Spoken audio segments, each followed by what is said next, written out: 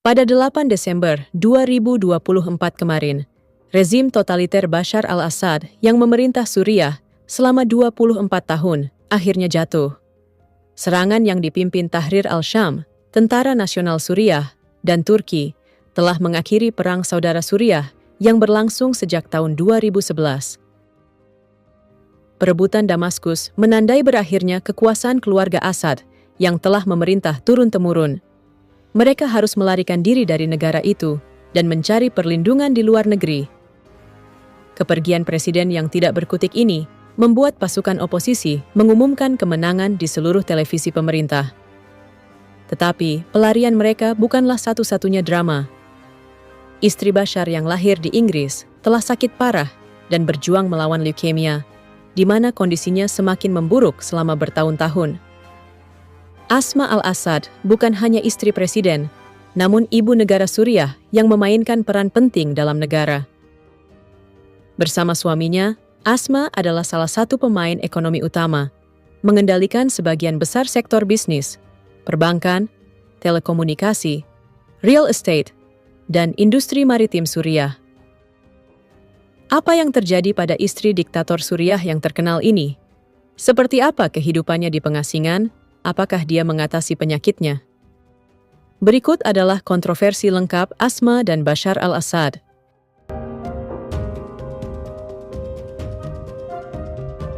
Keluarga Assad memerintah Suriah dengan cengkeraman besi yang ditandai oleh rasa takut, penindasan, dan pertumpahan darah. Sejak tahun 1971, ketika Hafez al-Assad menjadi presiden di bawah Partai Ba'ath Suriah, dia membangun sistem pemerintahannya sebagai birokrasi yang ditandai oleh kultus kepribadian yang khas, di mana hal ini tidak biasa dalam sejarah Suriah modern.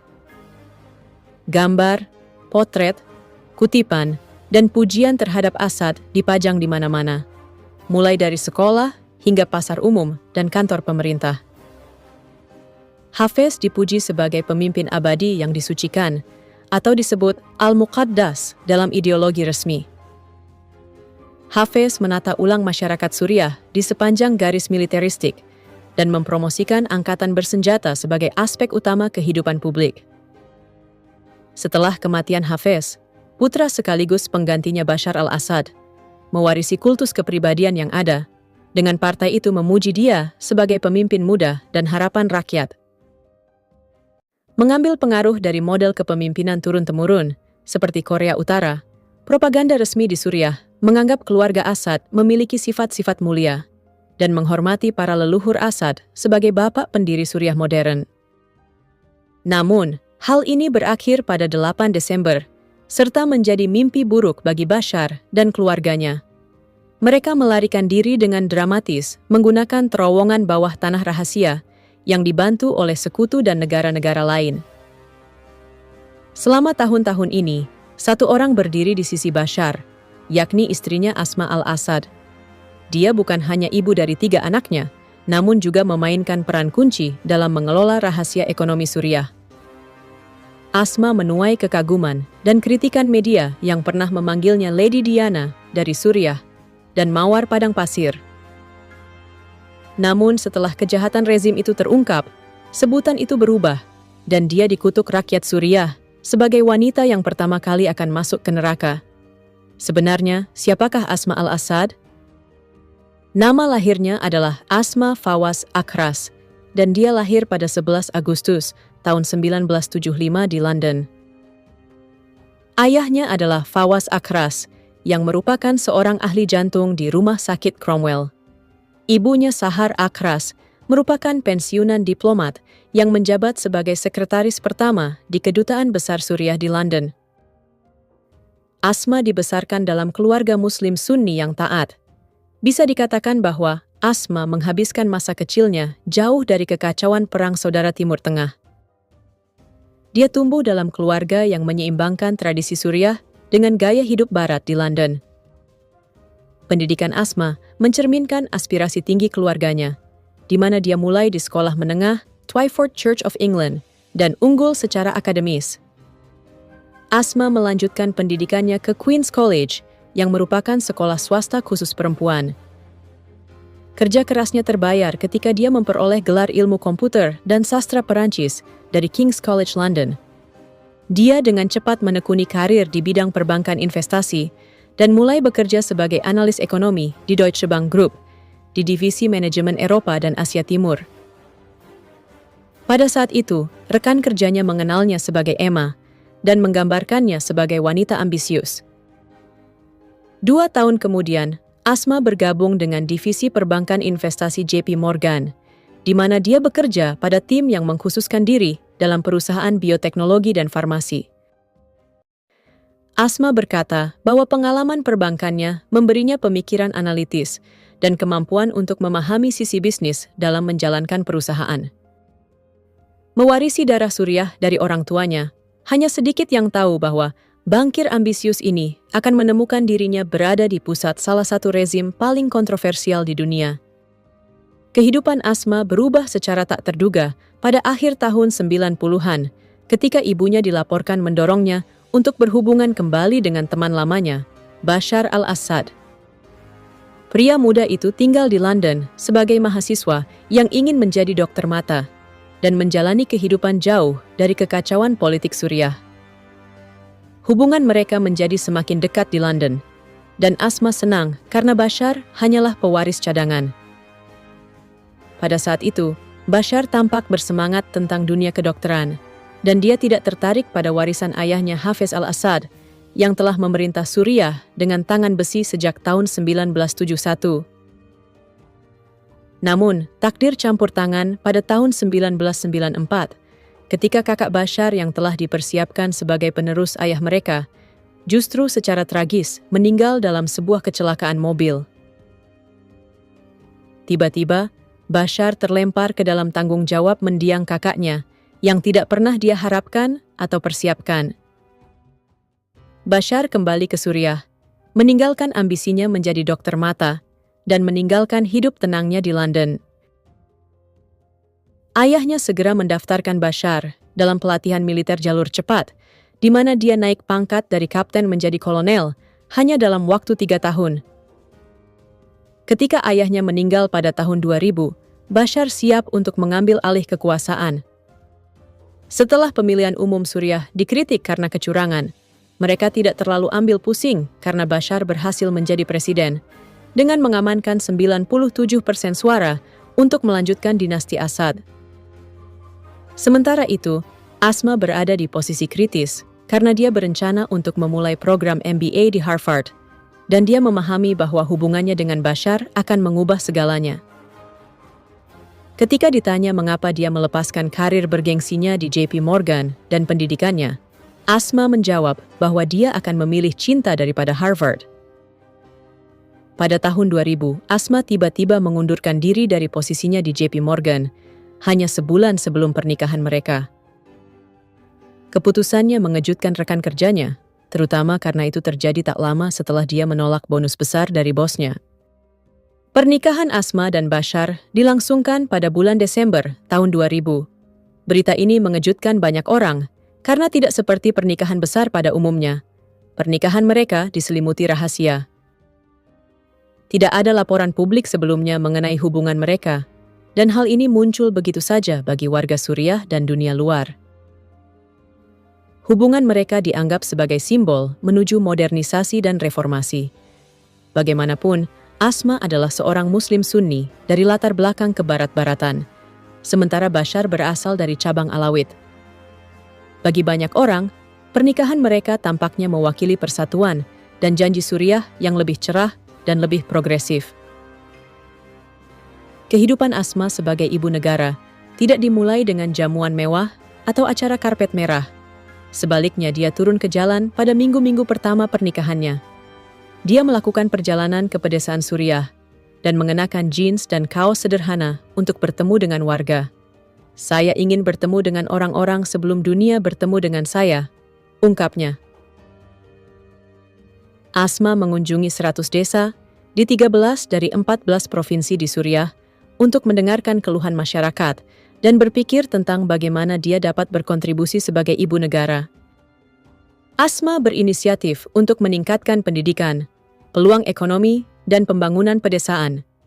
Dia mendirikan Syria Trust for Development, sebuah jaringan organisasi amal yang beroperasi di bawah pemerintah. Karyanya mendapat perhatian internasional yang membuatnya terdaftar sebagai salah satu orang Arab paling berpengaruh di Timur Tengah oleh Middle East Magazine. Dia tampak seperti seorang reformis, seorang wanita modern, terpelajar, yang menggunakan posisinya untuk mendorong perubahan positif. Asma dirayakan sebagai simbol pemberdayaan perempuan Timur Tengah, dan media internasional merangkulnya dengan profil kekuatan progresif. Vogue terkenal menyebutnya sebagai mawar di padang pasir, menggambarkannya sebagai ibu negara yang paling segar dan paling magnetis. Artikel tersebut menulisnya sebagai seorang yang punya cita rasa fashion, penyayang, dan sangat berkomitmen untuk modernisasi Suriah. Namun, citra yang dipoles ini tidak bertahan lama. Pada tahun 2011, Suriah dilanda perang saudara, dan tindakan brutal rezim Bashar menghancurkan citra kemajuan dan reformasi, karena laporan kekerasan dan penindasan mereka dengan cepat menyebar. Artikel Vogue yang bersinar itu mendapat kecaman. Kritikus menuduh majalah itu telah disuap untuk rezim yang sekarang meneror rakyatnya sendiri.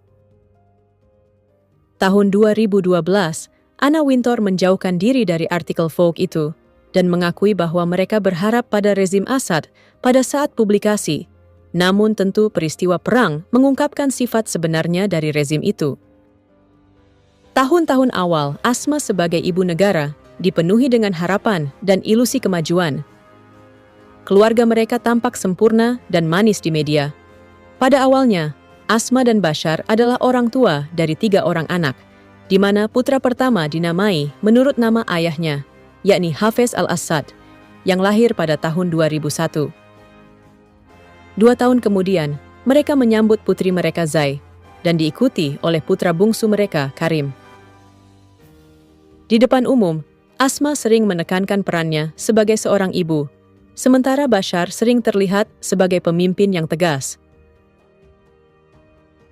Asma berusaha untuk menampilkan citra yang lebih lembut dan penuh kasih sayang, dengan muncul bersama anak-anaknya dalam foto-foto keluarga yang dikurasi dengan cermat. Bulan Januari 2013, selama periode perang semakin bergejolak di Suriah, Bashar menyebutkan dalam sebuah wawancara bahwa Asma sedang hamil. Hal ini memicu spekulasi tentang kemungkinan anak keempat, namun tidak ada pengumuman lebih lanjut dan belum ada laporan yang dikonfirmasi. Citra keluarga ideal mereka runtuh, dan orang-orang Suriah melakukan protes keras karena menginginkan perubahan. Namun, pemerintah merespon secara anarkis pada serangkaian protes itu, dan akhirnya berubah menjadi konflik panjang. Juliet Bach dari Telegraph menyebut Asma sebagai ibu negara neraka dan mengkritik keterlibatannya dalam kejahatan rezim tersebut. Dia dianggap memiliki pengaruh besar pada setiap keputusan suaminya, namun Asma tidak melakukan itu dan membiarkan rakyatnya jatuh dalam perang saudara. Para duta besar United Nations membuat seruan publik kepada Asma, mendesaknya untuk berbicara menentang kekerasan di negaranya. Mereka ingin Asma siap mengambil risiko dan mengatakan secara terbuka untuk menghentikan pertumpahan darah dan bahwa dia tidak bisa terus bersembunyi di balik suaminya. Tetapi Asma tetap diam, dan seiring berjalannya waktu, menjadi jelas bahwa dia mendukung tindakan rezim tersebut. Analis percaya bahwa Asma semakin merasa nyaman dengan kekuatan dan hak istimewa posisinya. Menurut para ahli, keterikatan pasangan itu terhadap kekuasaan jauh lebih besar daripada kekhawatiran moral tentang kekejaman rezim. Sangat tidak mungkin bahwa Asma dan yang lainnya tidak menyadari pembantaian yang terjadi di sekitar mereka, namun Asma tetap memilih diam. The Guardian kemudian menerbitkan email yang bocor dari Asma dan akun pribadi suaminya. Akun email tersebut mengungkapkan bahwa sementara orang-orang Suriah dibom, kelaparan, dan mengungsi, Asma justru berbelanja barang-barang mewah. Dia menghabiskan banyak uang untuk perhiasan mahal, pakaian desainer, dan dekorasi rumah mewah. Gaya hidupnya ini sangat kontras dengan penderitaan rakyat Suriah. Email tersebut juga menyoroti ikatan erat antara Asma dan Bashar, di mana dia menulis kepada suaminya, "Jika kita kuat bersama, kita akan mengatasi ini bersama. Aku mencintaimu." Pesan-pesan ini beredar luas di Suriah, yang memicu kemarahan di antara penduduk. Pada saat yang sama, gambar-gambar muncul di media sosial yang menunjukkan anggota elit Suriah, termasuk mereka yang dekat dengan Assad, tengah menghadiri pesta-pesta mewah, sementara rakyat Suriah berjuang untuk bertahan hidup dari perang saudara. Kediaman Asma dan pemanjaan dirinya dalam kemewahan di masa penderitaan rakyat telah menghancurkan reputasinya. Seiring berjalannya waktu, asma menjadi penyakit yang tidak dapat disembuhkan. Pada tahun 2018, Asma didiagnosis menderita kanker payudara, dan dia membagikan perjuangannya dalam foto-foto selama perawatan. Setahun kemudian, Asma mengumumkan bahwa dia telah pulih sepenuhnya. Namun pada bulan Mei 2024, Presiden Suriah mengungkapkan bahwa istrinya telah didiagnosis dengan penyakit leukemia akut. Para kritikus mempertanyakan motif di balik penyakit ibu negara ini. Sebagian percaya bahwa pengumuman ini digunakan untuk mengalihkan perhatian dari tindakan rezim Assad, sementara yang lain melihatnya sebagai upaya untuk mendapatkan simpati di dalam dan luar negeri. Pemerintahan Bashar terkenal mendapat dukungan militer signifikan dari Rusia dan Iran. Mereka mendanai senjata, pasukan, dan sumber daya untuk menjaga rezim al-Assad tetap bertahan meskipun kekuatan oposisi semakin kuat. Namun pada tahun 2024, dukungan tersebut mulai berkurang. Kedua negara menghadapi tantangan dan perang mereka sendiri, sehingga baik Rusia dan Iran mengurangi keterlibatan mereka di Suriah. Tanpa dukungan ini, rezim Assad tidak akan mampu menahan oposisi lebih lama lagi. Saat pasukan oposisi berhasil merebut Damaskus, Bashar menyadari bahwa dia sudah tidak memiliki harapan. Sekutu mendesak presiden untuk meninggalkan Suriah, dan mereka menyusun rencana kabur dengan hati-hati. Keluarga Bashar dibawa keluar melalui terowongan rahasia dan jet pribadi pangkalan udara Rusia di Suriah, yang memastikan mereka terhindar dari deteksi internasional. Keluarga Bashar sekarang tinggal di Moskow, tempat mereka diberikan suaka politik. Rusia telah menerima seruan luas agar Bashar diadili. Namun Rusia telah lama menjadi sekutu rezim itu, dan mereka menolak menyerahkan keluarga Bashar ke Pengadilan Pidana Internasional. Moskow kini menjadi tempat perlindungan mereka, jauh dari kemegahan istana kepresidenan Damaskus. Pelarian mereka meninggalkan banyak pertanyaan yang belum terjawab, terutama apakah keluarga Bashar akan bertanggung jawab dan mendapat hukuman atas konflik bertahun-tahun di Suriah. Namun untuk saat ini, keluarga tersebut tetap berada di pengasingan dan hidup di bawah perlindungan pemerintah Rusia dan Presiden Vladimir Putin. Kehidupan di Moskow bagi keluarga Assad tampaknya jauh dari kata sederhana. Meskipun mereka jatuh dari kekuasaan, mereka tetap mempertahankan gaya hidup mewah. Departemen Luar Negeri Amerika memperkirakan kekayaan bersih keluarga itu sekitar $2 miliar, dengan sebagian besar kekayaan mereka disembunyikan di rekening luar negeri dan portofolio real estate. Bashar dan Asma bergabung di Moskow dengan 3 anak mereka, dan diketahui bahwa orang tua Asma juga meninggalkan rumah mereka di Inggris untuk bergabung dengan putri mereka yang diasingkan di Rusia. Keluarga Assad diperkirakan menempati salah satu lokasi paling eksklusif di Moskow, yakni kompleks ibu kota mewah yang terletak di jantung distrik bisnis bergengsi. Laporan menunjukkan bahwa klan Assad telah memperoleh setidaknya 18 apartemen mewah senilai lebih dari 30 juta pound sterling dan menjadi indikator yang jelas tentang hubungan dekat mereka dengan Vladimir Putin. Ada rumor bahwa Bashar telah mengamankan sebuah rumah besar di dekat Saint Petersburg sebelum melarikan diri ke pengasingan. Sebuah saluran telegram melaporkan bahwa keluarga Presiden Suriah berencana untuk pindah ke sebuah villa mewah, di mana mereka akan menerima perlindungan khusus dan perawatan kesehatan khusus untuk Asma yang menderita leukemia. Untuk sekarang, keluarga Assad aman di Moskow, dan dilindungi oleh rezim Vladimir Putin. Ironisnya, Putin telah berkuasa sejak tahun 2000, tahun yang sama Bashar naik ke kursi kepresidenan Suriah. Selama Putin tetap berkuasa, Assad dapat menikmati hidup mereka. Namun jika rezim Putin jatuh, situasi mereka bisa berubah drastis. Keluarga itu kemungkinan akan menghadapi dua pilihan yang suram, yakni melarikan diri sekali lagi, atau diserahkan ke pengadilan pidana internasional untuk menghadapi keadilan atas tindakan mereka. Asma al-Assad dan suaminya kini telah dikecam sebagai penjahat internasional. Meski terlahir di Inggris, Asma telah kehilangan paspor Inggrisnya, membuatnya tidak mungkin untuk kembali ke negara kelahirannya. Kesehatannya juga semakin memburuk, dan Asma tidak mungkin mencari perawatan di negara-negara barat, karena statusnya sebagai individu yang dikenai sanksi internasional.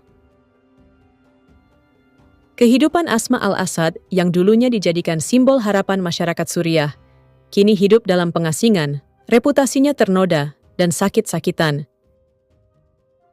Ini adalah akhir yang tragis bagi kehidupan Asma, yang dimulai sebagai bankir cerdas dengan potensi hebat. Di akhir video, izinkan saya mengutip kata-kata dari Ali bin Abi Thalib. Kezaliman akan terus ada, bukan karena banyaknya orang jahat, namun karena diamnya orang-orang baik. Menurut kalian, apa yang akan terjadi pada Asma al-Assad dan keluarganya? Tolong beritahu pendapat kalian di kolom komentar. Terima kasih sudah menonton video ini dari awal hingga akhir.